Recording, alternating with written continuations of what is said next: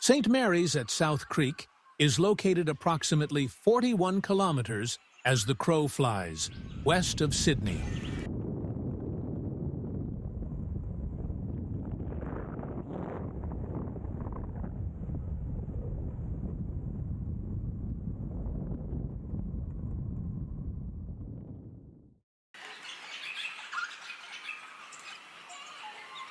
Before the arrival of Europeans, the Darug people lived along both sides of South Creek. South Creek is one of many waterways that nourish this fertile land. This rich agricultural area has the Nepean River bounded by the Blue Mountains on the west, flowing north into the Hawkesbury River.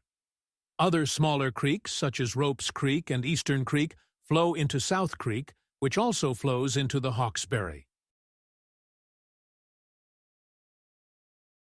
When the first fleet stopped at the Cape of Good Hope on its way to Australia, it embarked 4 cows and 2 bulls, all Cape cattle. On the fleet's arrival at New South Wales in January 1788, the cattle escaped and made their way to the Nepean Basin. By the early 1800s, the number of wild cattle had grown to over 1,000, and this area had become known as the Cow Pastures. Taking advantage of these large herds, in 1802, Governor Philip Gidley King established large convict-worked farms at Emu Plains next to the Nepean River, and at Rooty Hill, extending from Eastern Creek to the other side of Ropes Creek. Governor King's land grants. One of the first large land grants at South Creek was around 1804, when Governor King granted the Reverend Samuel Marsden 1,030 acres to the south of the Great Western Highway. Marsden named his farm Mamre, a name believed to have biblical origins connoting vigor, strength, or abundance, possibly reflecting the fertility or resilience of the land. Marsden had previously purchased small lots of land around South Creek and had begun experimental sheep farming. In 1803, he requested from Joseph Banks 2 good English rams. He explained, "Nothing can be of greater importance than the improvement of our breed of sheep." Marsden's efforts to develop a fine wool had commenced earlier than John MacArthur's, with the emphasis being on the weight of the carcass. Marsden headed to England in 1807 with the first consignment of Australian wool, some of which he had woven into the suit he wore when presented to the King, George III. The King was so impressed that he gifted Marsden 2 Spanish rams, which Marsden used to improve his flock of 1,000 sheep at Mamre. Marsden was one of the first settlers to plant fruit trees, importing seeds from Europe and Asia.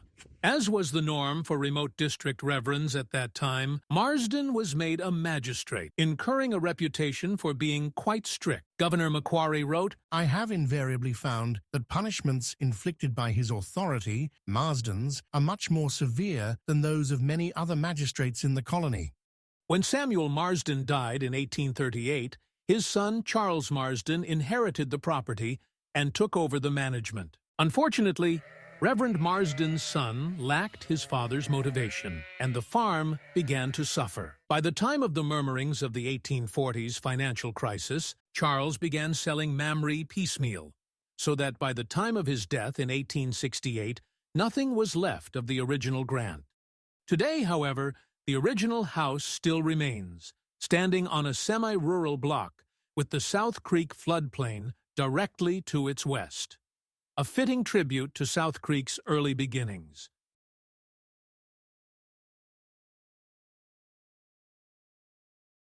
The King family land grants. Around August 1804, Governor Philip Gidley King sought to grant his wife, Anna Josepha, 2,350 acres at South Creek, but the grant was deemed illegal and cancelled before it was executed. However, in the early 1800s, providing land grants to one's children was much more acceptable and deemed legal.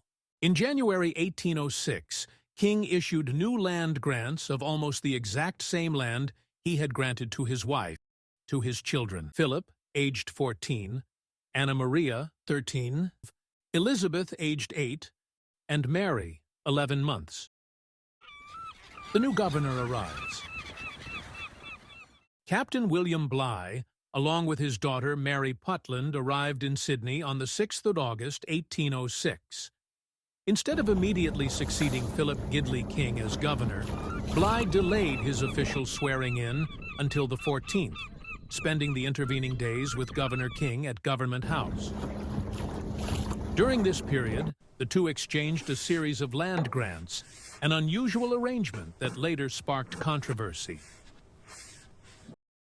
Bligh ratified King's land grants to his children.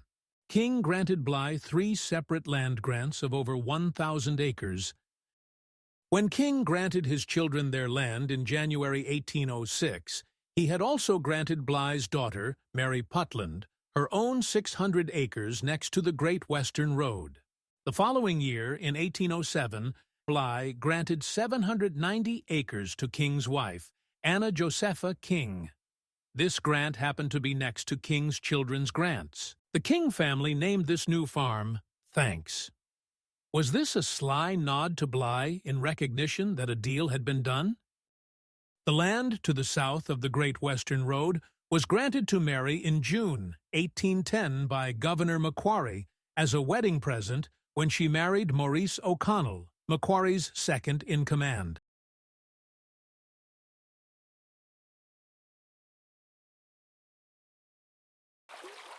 Dunheved, the model farm of the colony. All of the King children's grants were managed as a single enterprise. From around 1806, cattle were grazed on the western side of South Creek, which was initially called Elizabeth Farm. A stockman's hut was built on the high ground. A brick kiln may have been located in this area. The farm overseer constructed his cottage on prime land, at where the main homestead would eventually be located, on the east side of South Creek. The farm was managed by overseers until 1827, when Philip King's wife, Harriet, arrived with their young family and took charge of its operations. The family informally referred to the farm as the Concern, or more officially, Dunheved, taken from the name of the castle located in the town Philip and Harriet were married in Cornwall, England. Here we can see how close Dunheved Castle is to the St. Mary Magdalene Church. Over the next 20 years, Dunheved at South Creek developed into a model farm. At times, it was said to have had up to 100 convict servants. The estate supported large herds of cattle and sheep, and its poultry yards included chickens, turkeys, ducks, geese, and pigeons. The farm produced wheat, corn, and a variety of fruit, and became well known for its horse breeding. The estate also quarried stone from its paddocks to supply material for brick making in its own kiln. Dunheved also operated its own dairy and featured a private observatory. Here is a map from 1869 that may show the original location of the Dunheved farm buildings.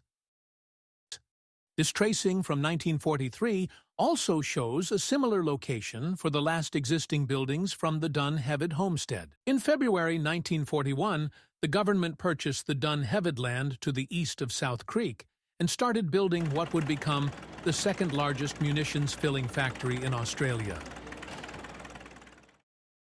In July 1942, the Commonwealth purchased the Dunheved land on the western side of the creek. The munitions factory eventually contained 850 buildings, which processed and stored explosives and filled ammunition. It had its own sewerage treatment plant, canteens and entertainment, and sprawled north from St. Mary's railway station for almost 5 kilometers. This area also housed the munitions factory workers in duration cottages, housing built for the duration of the war. Built only as temporary housing, the cottages were supposed to be demolished after the war, but with the shortage of housing, the federal government could not justify their demolition. Today, these cottages are within a heritage conservation area. After the war, and over the following decades, the vast munitions site at St. Mary's was steadily reduced, with large sections of land given over to housing and new industries. By the 1990s, only a small part of the original complex remained in operation. Here is an educated guess of the main homestead boundary. Today, the former homestead is an empty paddock bordering a light industrial area. To the south is the Dunheved golf course. To the west, on the other side of the creek, the land has been overtaken by the ever-expanding suburban sprawl of western Sydney. The 1820s. From the early 1820s, farmland around Ropes Creek was granted to several settlers as a reward for their service to the colony. The reason for James Whalen's grant is not recorded. Major George Druitt received his grant in recognition of his supervision of key construction projects. Philip Parker King was rewarded for his significant contributions to the exploration of Australia's coastline, and John Oxley for his role as Surveyor General and his leadership of numerous expeditions into the interior. In 1821, Philip Parker King bought John Oxley's land. Werrington House. Harriet Lethbridge married Governor Philip Gidley's son, Philip Parker King, in 1817. When Harriet returned to Australia from England in 1827, she was accompanied by her brother, Robert Lethbridge, and his wife, Mary Gidley, Lethbridge nee King, daughter of Philip Gidley King. Robert Lethbridge acquired 501 acres adjoining Mary's grant, making an estate of 1,291 acres. On it he built their home called Werrington House. The Lethbridges lived at Dunheved while Werrington House was being constructed. 1830s onwards. Philip Parker King had donated 2 acres of land next to Mary Putland's grant for the building of the church. Mary O'Connell, as she was then known, donated 5 acres of land for the use of the church. However, there was a slight problem. The land that John Oxley named Bathurst was officially granted to him from the government in 1823. Unfortunately, Oxley had sold the land to Philip King in 1821. 2 years before he owned the land. That meant that the legal ownership or title technically remained with Oxley when the government grant was issued, and thus it didn't properly transfer to King, through whom Philip Gidley King traced his title. The following is a letter sent from Philip Gidley King, who was Philip Parker King's son, to an S. Oxley. Tamworth, December 17th, 1878. My dear Oxley, your father conveyed to my father in 1821 a farm near South Creek called Bathurst, 600 acres. But the grant from the Crown was not issued till 1823. Your father, however, signed a covenant to convey which binds you, I believe. Messrs. Slade and Smith will prepare a conveyance, and I shall be obliged by your executing the same. I spoke to you once about this, and remember you said you had had to do the same several times. Yours truly, Philip Gidley King. The following document may be evidence that the matter was finally resolved in January 1879. 30th January 1879. Release of Dean and Emma Oxley to the Ree, Philip Gidley King, registration number 508, BK19. The church was to be modelled after the English church where Philip Parker King and his wife Harriet were married. Tenders were requested for the building of St. Mary's at South Creek in January 1837. This article confirms that in November 1837, construction of the new church has not yet begun. The first official mention of the name St. Mary's appeared in 1838, when the foundation stone was laid for the new St. Mary Magdalene Anglican Church. The foundation of the Church of St. Stephen at Penrith and Mary Magdalene at South Creek had been laid and were in such a state of forwardness that one of them was expected to be completed within the present year. And from the Sydney Standard and Colonial Advocate for Monday, 4th of March, 1839, page 3. Diocesan Report for 1838.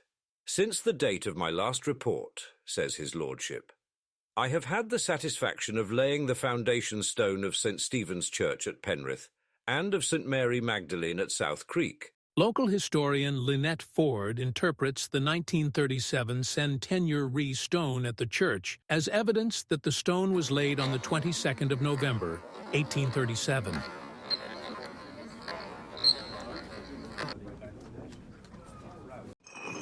Philip Parker King provided the bricks, quarried at his property, Dunheved. St. Mary's South Creek was consecrated in 1840. St. Mary's? It is thought that St. Mary's took its name from the new church. In 1840, a new post office was gazetted at the village of St. Mary's. In 1842, the O'Connells subdivided some of their land and sold lots in the village called St. Mary's. Here is the original town plan from 1842. Unlike today's maps, north is towards the bottom. Let's reorient the map so that north is towards the top. This plan provides us with the locations of St. Mary's pre-1842 buildings. Some of the earliest buildings are located to the east of South Creek, including the post office, which had a brick cottage on either side, the South Creek Inn, and Parker's stores. The new St. Mary's allotments were mainly on the south side of the Great Western Road, and were on both sides of the creek. A comparison with today's Google Earth imagery suggests that the course of the creek may have shifted over time. The area has also undergone significant changes due to roadworks and modern development. According to the 1842 map, Victoria Square is approximately 400 meters from the creek and is separated by 3 roads. On today's Google Earth, Victoria Park, as it is now known, is less than 100 meters from the creek and is only separated by 1 road. The new railway station, completed in 1862, was named South Creek, but was still informally called St. Mary's. Its name was officially changed to St. Mary's in the mid-1880s. In 1882, the post office name was officially changed to St. Mary's. Although some sources state the township of South Creek was gazetted as St. Mary's in 1885, no official documents can be found on Trove to support this. However, St. Mary's was proclaimed a municipal district on March 3, 1890, under the Municipalities Act of 1867, by New South Wales Government Gazette No. 134, dated March 4, 1890. Tanneries of South Creek. The banks of the South Creek, with a steady supply of water, livestock, timber, and a main road to Sydney, was the perfect location for producing leather from animal hides, an essential trade in colonial life. This rare photo, most likely taken in the early 1900s, captures a group of prominent businessmen gathered for a picnic. Among them, Andrew Thompson and Martin Brell, 2 influential tannery owners. Also key to the town's tanning legacy were Robert Desborough and Robert Hamilton, each leaving their mark on an industry that once powered St. Mary's economy. This is an AI-generated diagram showing some of the main components that would have made up an early South Creek tannery. Early tanneries used primitive open pits, where hides were soaked in bark-infused water to remove hair and soften the skin. Local wattle trees were harvested for their tannin-rich bark. The process used harsh chemicals and was foul-smelling, with the tannery's waste contaminating the creek.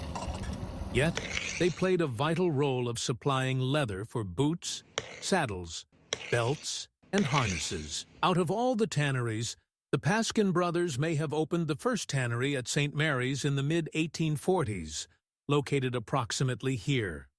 They also had a saddlery next door on the Great Western Highway. Around 1856, John Page, an English master tanner, purchased lots 1 to 3, 16, 18, and 40 from the O'Connells. He used lots 1 to 3 for his tannery and employed around 50 workers on his farm and tannery. Page was known to be a generous philanthropist who provided St. Mary's with its first library.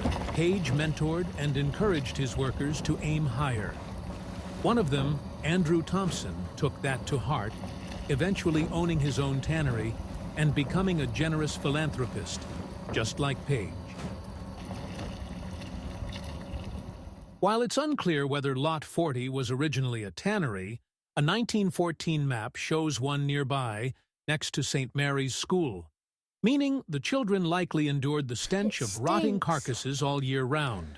It smells awful. It is unknown who owned lots 4 and 5. Samuel Thompson, father of Andrew Thompson, most likely owned the land to the north of Page, where he set up his own tannery, somewhere in this shaded area. Thomas Harford built a successful tannery to the west of Thompson's, which was located in this area. Although John Page was initially successful, drink took its toll, and he was forced to sell his tannery to the Saddingtons, who may have also ended up purchasing the lots to the north. Here is a recreation of Saddington's tannery, based on an article in the Sydney Morning Herald, September 18, 1868, page 5. In later years, Andrew Thompson purchased land from the Saddington family and established one of the district's largest tanneries, most likely situated in this area.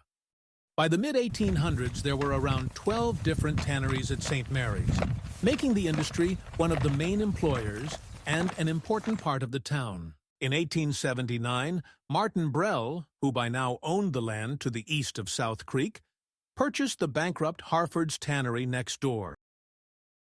Despite the abundance of water from the creek, the tanneries still suffered during droughts and would have to lay workers off. Over the years, floods, droughts, and fires brought about the decline of many a tannery. By 1911, there remained only 4 major tanneries at St. Mary's, and these began to wind down. Here is a photo, most likely from the 1920s, and courtesy the Penrith City Council, showing Martin Brell, on the right in suspenders, surrounded by his workers. Brell's was the last tannery to operate in St. Mary's, closing its doors in May or June of 1934. With its closure, an industry that had supported the town for nearly a century came to an end. Few remnants remain of the tanning industry at St. Mary's. One is Martin Brell's house, built in the 1920s, that still stands at 570 Great Western Highway. The other is an old stable or barn, dating from the 1880s or earlier. The stable was once part of a larger rural homestead.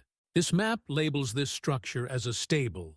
Lynette Ford suggests it was too small for a stable and was more likely used as a drying hut.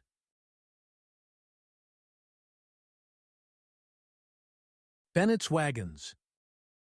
In 1858, James Bennett opened a wheelwright business in St. Mary's, opposite Victoria Square. 2 of his sons, James William and George Thomas, worked there with him.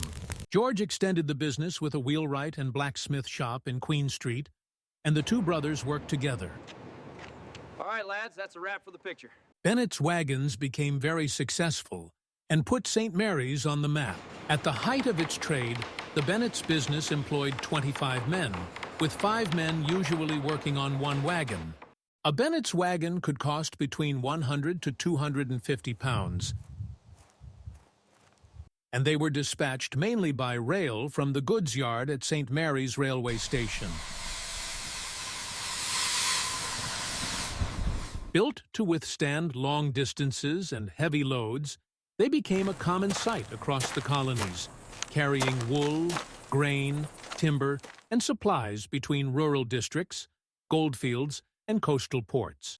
Bennett's wagons not only became a familiar sight throughout Australia, but were also exported to overseas markets, including America, where their robust design and reliability found eager buyers. Historic Bennett wagons are preserved at South Creek Park, including one donated by Bill Waterhouse and restored by the St. Mary's Rotary Club in 1976. Today, Penrith Council continues to support their preservation by keeping these original wagons on public display. Winter floods. Although South Creek experienced many floods, the most severe occurred in the years 1806.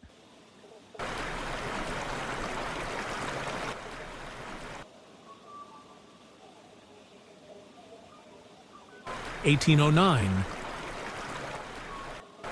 1816, 1817, and 1864. with the most catastrophic event recorded up to that time taking place in 1867. When the rain stops. South Creek endured repeated droughts, some lasting years, with the worst striking in 1803, 1810, 1814, the late 1820s, and again in the 1830s and 1860s. St. Mary's now. St. Mary's has grown into a large western suburb of Sydney. St. Mary's story is one of resilience, ingenuity, entrepreneurship, and connection. From fertile creek side paddocks to the clatter of wagon wheels, from the hardships of flood and drought to the boom of gold and the whistle of the railway, each chapter has shaped the town's character. Today, its history isn't just written in old buildings or faded photographs. It thrives in the pride of its residents and the spirit that keeps St. Mary's moving forward.